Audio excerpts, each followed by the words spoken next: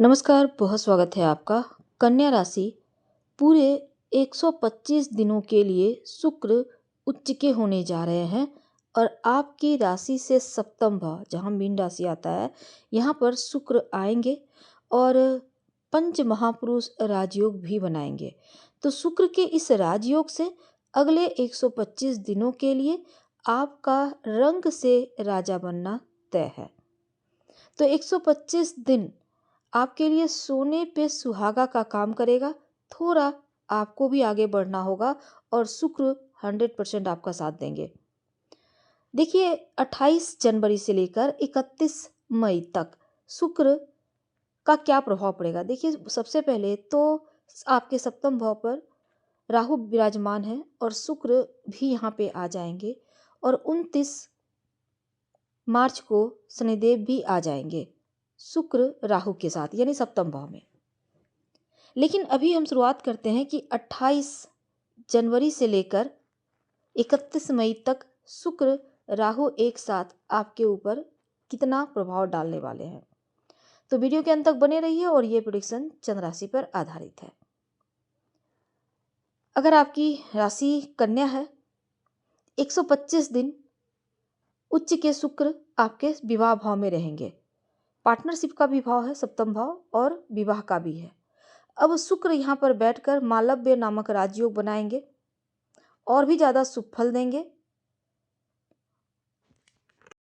शुक्र दाम्पत्य सुख के कारक ग्रह हैं, लग्जरी लाइफ के ग्रह हैं।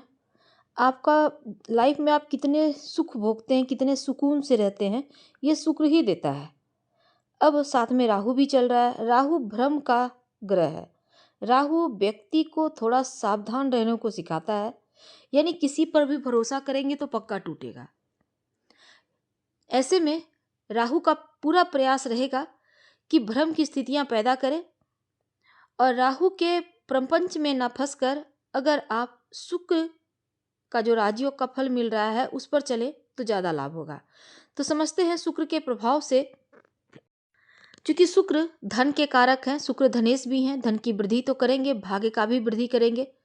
शुक्र भाग्य भाव के स्वामी होकर सप्तम भाव में मालव्य नामक राजयोग बनाएंगे तो धन भाग्य दोनों बढ़ाएंगे। धार्मिक कार्यों में आपकी रुचि बढ़ेगी, धार्मिक यात्राओं पर जाने का अवसर मिलेगा। शुक्र के प्रभाव से आपको कोई न कोई आपके जीवन में, अगर आप अविवाहित हैं तो विवाह तय होने के योग बनेंगे। यानी इस समय शुक्र जो है सप्तम भाव में बहुत अच्छा फल देते हुए दिखेंगे। अगर आप व्यापार करते हैं, कॉन्ट्रैक्ट हासिल हो सकता है, बिजनेस आपका खूब चलेगा, व्यापार में मुनाफा होगा। और गुरु के नक्षत्र में शुक्र शुरुआत में है तो शुक्र पूर्वा भाद्रपद नक्षत्र में, जो कि गुरु का नक्षत्र है, गुरु आपके चौथे सप्तम भाव के स्वामी होकर भाग्य भाव में बैठे हैं। उच्च शिक्षा में सफलता दिलाएंगे, विदेश यात्राएं करवाएंगे, विदेशी जमीन से आपको लाभ दिलवाएंगे, प्रॉपर्टी वगैरह के काम में भी आपको फायदा होगा और कोई अगर मामला उलझा हुआ है वो भी सुलझेगा, नए नए ऑर्डर मिलेंगे। वैसे तो इस समय गुरु के नक्षत्र में रहने से आपके भाग्य को प्रबल करेंगे। लेकिन 1 फरवरी को शुक्र शनि के नक्षत्र, जो शनिदेव जो आपके छठे भाव में है, पंचम भाव के स्वामी हैं और छठे भाव में शनिदेव जो है ऋण रोग चोट कर्जे शत्रु का भाव में, तो आपके ऊपर जो कर्ज है आप उस कर्ज को चुका देंगे 1 फरवरी के बाद से। कर्ज कम होगा, शत्रु दबे रहेंगे, कोर्ट कचहरी के मामलों में जीत होगा, आपका स्वास्थ्य बढ़िया रहेगा, प्रतियोगिता परीक्षा में सफलता प्राप्ति होगी, नौकरी मिल सकती है, सैलरी बढ़ सकती है, यानी नौकरी में अनुकूल स्थिति रहेगी। तो 1 फरवरी के बाद अच्छा फल है। अब 2 मार्च को शुक्र जो है सप्तम भाव में वक्री हो जाएंगे, तब थोड़ा सावधान रहना होगा, क्योंकि एक तो शुक्र वक्री, ऊपर से साथ में राहु बैठा है, राहु भी वक्री है। अब सप्तम स्थान पर 2 ग्रह का वक्री होना, पहला रिजल्ट क्या होगा? अगर रिश्ते की कोई बात चल रही है तो 1 मार्च के बाद से उसमें व्यवधान आएगा।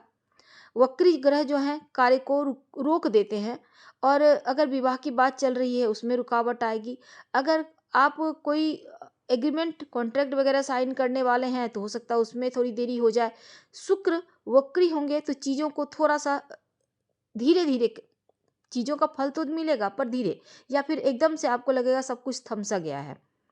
पार्टनर के साथ मतभेद हो सकता है, जीवन साथी के साथ भ्रम की स्थितियां पैदा हो सकती है, शक हो सकता है, क्योंकि राहु तो शक भ्रम तो देगा ही।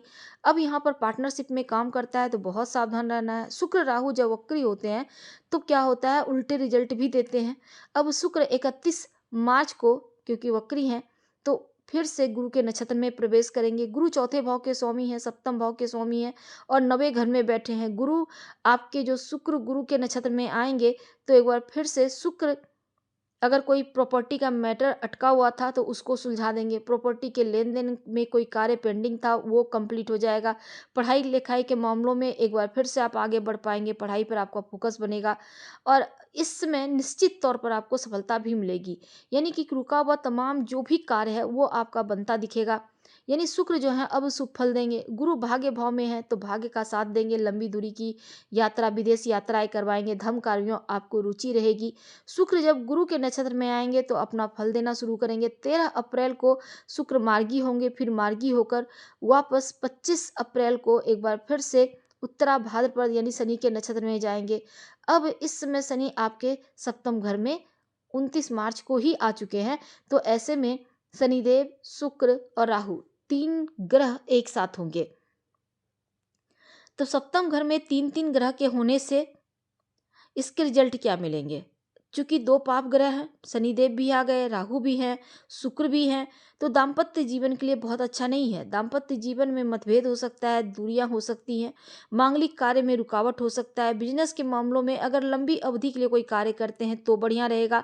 अब शनिदेव के आगमन से आप, शनिदेव चूंकि पंचमेश भी हैं, पंचम भाव के स्वामी होकर सप्तम भाव में आए हैं, तो विवाह कार्य में थोड़ी देरी होगी। प्रेम संबंध में है तो इस समय शनिदेव जो है प्रेम विवाह करवाने का सामर्थ्य रखते हैं। तो प्रेम प्रसंग को विवाह में बदलने का ये वो योग रहेगा, यानी प्रेम विवाह हो सकता है। शेयर मार्केट वगैरह से आपको लाभ होगा, तरक्की होगी, प्रगति होगी, संतान का सुख मिलेगा। छठे भाव के स्वामी होकर सप्तम में आए हैं तो थोड़ा सा पार्टनर के स्वास्थ्य का भी ध्यान रखिएगा। अब जो विद्यार्थी उनके लिए बढ़िया रहेगा। आपका एग्जाम वगैरह दिया है वो क्लियर हो जाएगा। तो समय अनुकूल है। 16 मई को शुक्र जो है रेवती नक्षत्र, जो बुध का नक्षत्र है, यहाँ पर प्रवेश करेंगे। अब बुध जो है आपके राशि के स्वामी है, दसम भाव के स्वामी है, तो बुध आपकी कुंडली में लग्नेश है, दशमेश है और शुक्र जो है वो बुध के नक्षत्र रेवती नक्षत्र में आएंगे तो लगन दसम भाव आपका एक्टिव हो जाएगा। तो कोई बड़ा कार्य आप करेंगे उसमें सफलता मिलेगी, बड़ा कार्य भी करवाएगा।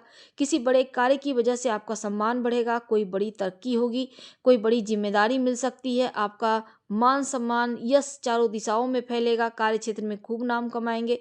शुक्र आपको रंग से राजा बना सकता है। शुक्र का यह गोचर बहुत शुभ है।